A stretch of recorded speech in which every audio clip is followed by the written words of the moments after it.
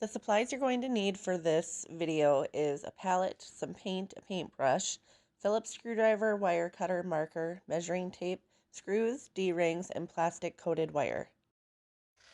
Hi guys, my name is Ashley Coons, and today I am going to talk to you about something that has never been my favorite part of being an artist. So when I finish a painting, like doing the painting, really fun, love doing it. But then when I get to the end, I have to finish the painting off. So what that means is I will paint all the edges black so that you can't see like all the paint streaks and stuff on the sides. And then I put a wire on the back so that the painting can be hung.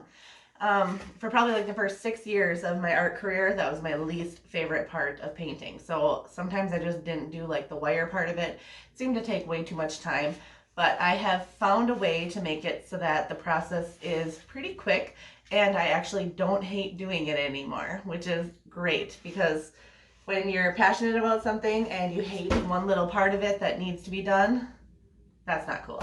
So anyways, today I'm going to show you how to do that, and I hope I teach you something. If not, if you're not interested in this video, please check out my other videos and like and subscribe on YouTube, and we'll get started. All right, I apologize for the angle that I'm filming at, but I wanted to make sure you guys would be able to see everything I'm doing. So the first thing that you're going to need is a measuring tape. I like to use a fabric one just because it's flexible and I can store it easily in my toolkit. But for this, so when it is like this painting size is a 20 by 20. So I usually go to 6 inches with this first part of it. So I am going to grab my Sharpie marker and mark off 6 inches on the back of my frame of my canvas. And then I'm going to do that on the other side. On 24 by 24 inch paintings, I usually go to 8 inches.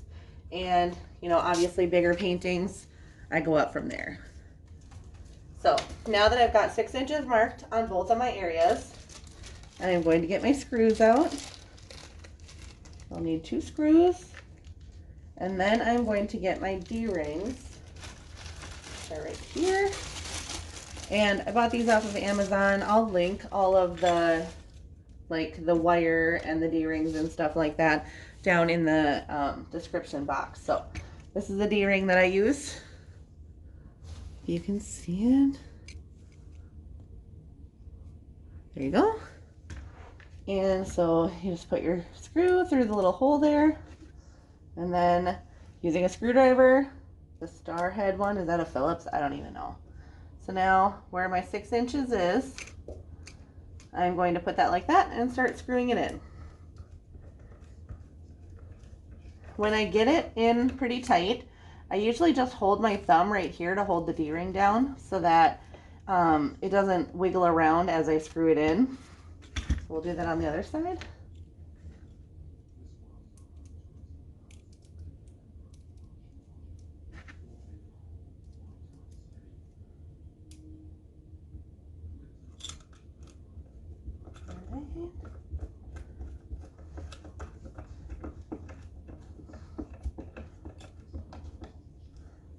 Okay, so I've got that in tight. So the next thing you're gonna need is, this is super soft strand wire. And so it is a like plastic coated wire. I used to use some other wire for this, and I ended up cutting up my hands really bad when I'd be wiring paintings with it. So definitely get the one that has plastic coating. And again, I will link this for the Amazon link down in the description. But I'm gonna lift up my D-ring hook and then just slide that through it, the wire through it, and then fold it over, and then I just start twisting. So you want to twist this really close together. It gives it a nicer finish. So we're twisting, and I left about, since this is a smaller painting, I only left about like 2 inches worth of wire to twist around the wire. So now you're going to want to pull it tight, and here's where you're kind of going to use your judgment. Figure out about how much you want here to cut off. So again, I usually do about 2 inches. So I'm going to use my wire cutter and cut it right here. That's my wire cutter. And then fish this end through the D-hook. And then I pull it really tight and I hold my D-hook out so it is straight. And fold it up and start twisting it around. So this part used to be one of my least favorite parts of finishing like my paintings off. A couple things that have helped make it a better process and smoother. Well, the main thing is to be organized. Like I put all of this stuff that I need for this process, the tape measure, the Sharpie, the, screws and the screwdriver, all in one place. So when I'm going to do this process, I don't have to go searching for anything, which makes a huge difference. So that is how we wire a painting.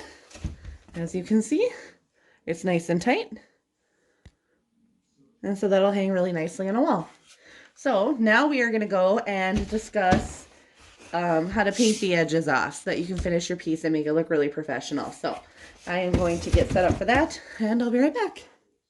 All right, so there's only 3 tools required for this next part. One of them is paint, and I like to use the Apple Barrel Gloss Black Paint for this. I like to use the gloss one because it's way more durable, so when you're painting it on like a canvas on the edges and stuff, it doesn't get banged up as much, and it looks a lot nicer for a lot longer. Plus, it's easier to clean, so like if you get dust on it and stuff like that, you can use like a dry rag or even like a slightly damp rag and wipe it, and you're not going to remove any of the paint. If you use a matte paint, there is a chance you will reactivate that paint and wipe it off. So I like to use the gloss stuff.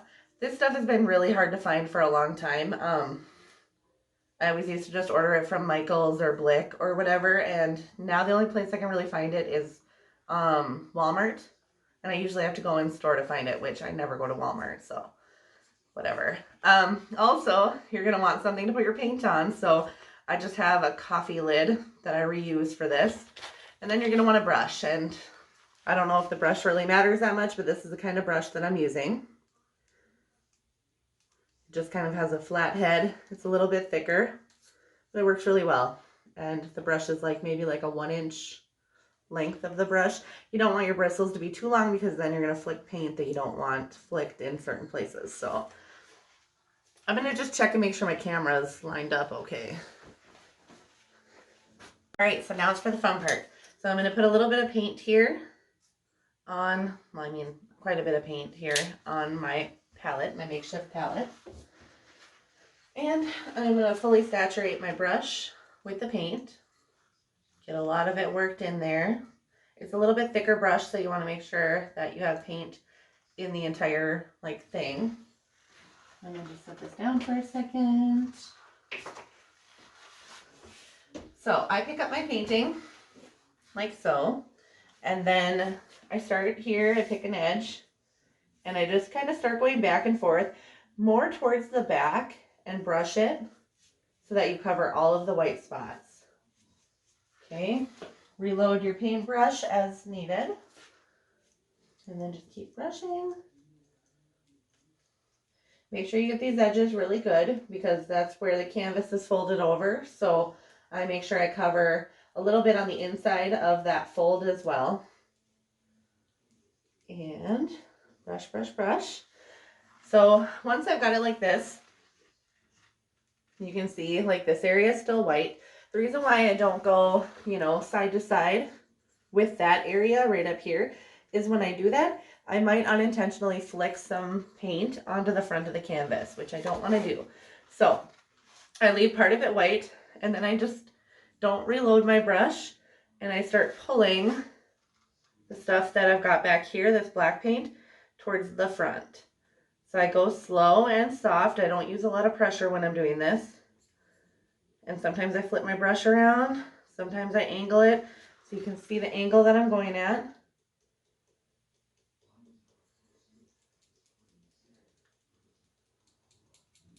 And if you have a lot of texture on your canvas, sometimes you have to go in with your brush and kind of lay it flat and just wiggle it a little bit at any areas that aren't getting covered really nicely.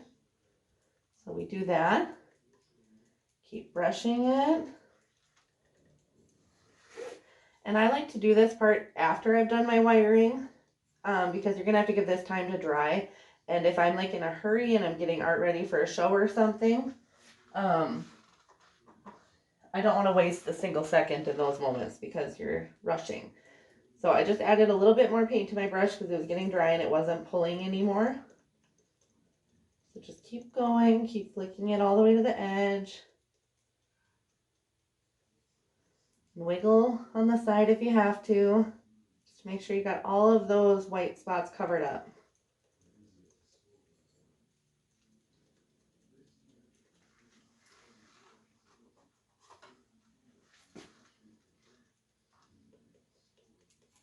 I'm almost done with this edge.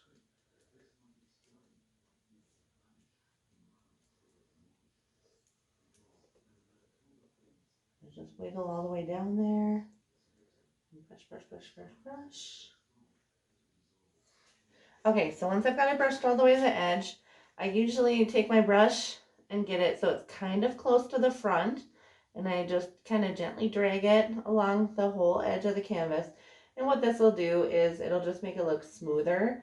All those little tiny brush strokes that I was making makes lines that go like that, where if I just run a brush down the side of it, it just makes one smooth line all the way down the middle. So it looks really nice and finished. So I'm going to do the other side here. I'll get started with it and then I am going to hyperlapse it so that you don't have to sit here and see every second of this. But so then I just keep going all the way around until I have all 4 edges covered on my canvas. So I'll just keep rotating it. When I get to this last one, here's where your wiring comes in, because you can use the wiring to help leverage your painting as you're going in with your paintbrush so that it's not wiggling all over the place, because it gets harder to hold when you can't hold on to any of the edges. So that's why I like to do my wiring first. That's another good reason. But like I said, I'll hyperlapse this and then I'll come back and just show you like how I lay it out and about how long it takes and all that stuff.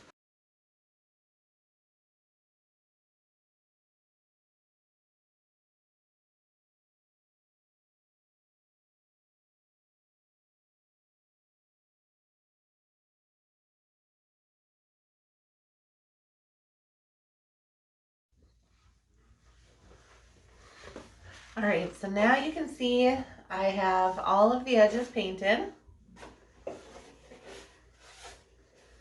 I did get a little sloppy with the paint and I have a little bit that fell right back here. Nothing to worry about, a little bit on the frame. Nobody's going to care about that. But you can see like how much nicer this painting looks. I think it goes like that. Nicer this painting looks when the edges are finished off. So when I'm done with this, I usually like to make sure that my floor is clean and swept and no dust or debris is on it. And then I just lay it on my art studio floor. You can lay it on plastic wrap, that would work very well. Obviously don't lay it on carpet because the edges are going to get on your carpet. But my studio floor is full of paint already, so I don't worry about that too much. So I usually just put my finished ones that I've done the edges on just off to the side, and I will hopefully turn you so you can see a little bit more this way. But when I lay it down, I try to lay it as flat as possible. And then I just leave it there until it dries. You cannot see that at all, but there it is. So then once your painting is finished drying, that's when you can hang it. And I do have another video that explains the hanging system I have in my house. I just have like metal tracks that go along all of my walls so that I can have like my gallery walls up. And then I do like S-hooks with wire hanging down with little hangers on each wire. So if you're interested in how to hang your artwork in your home, you can definitely check out that video. Also, I will just show you like a finished piece here. Ooh, I hit my chandelier here. All right, so this is what it looks like once it's finished. And it's just got nice clean black lines. Then at the end, once everything is dry, I usually write the title of the painting right here on the edge, the year. Sometimes I sign it down here, sometimes I sign it on the back. Sometimes I just put my little signature that I've got right on the front.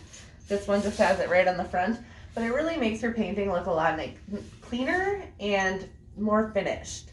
So that is all I have for you guys today. I hope you enjoyed this video. I hope it helped you, and I hope you have a great day. Bye.